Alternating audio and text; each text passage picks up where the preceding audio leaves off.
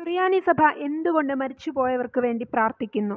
വിശുദ്ധ വേദപുസ്തകവും കർത്താവിന്റെ തിരുവചനങ്ങളും കർത്താവിൽ നിന്ന് കേട്ട് പഠിച്ച സ്ലീഹന്മാരുടെയും അവരുടെ പിൻഗാമികളുടെയും ഉപദേശങ്ങളുമാണ് എല്ലാറ്റിനും ആധാരം. എന്നിൽ വിശ്വസിക്കുന്നവൻ മരിച്ചാലും ജീവിക്കും. എൻ്റെ മാംസം ഭക്ഷിക്കുകയും എൻ്റെ രക്തം പാനം ചെയ്യുകയും ചെയ്യുന്നവൻ എന്നിലും ഞാൻ അവനിലും വസിക്കും. വിശുദ്ധ യോഹന്നാൻ 6:54 എന്ന് നമ്മുടെ കർത്താവ് കൽപ്പിച്ചിരിക്കുന്നതിനാൽ ശരീരത്തിൻ്റെ മരണശേഷവും ആത്മാവ് സജീവമായിരിക്കുന്നു എന്ന് മനസ്സിലാക്കാം.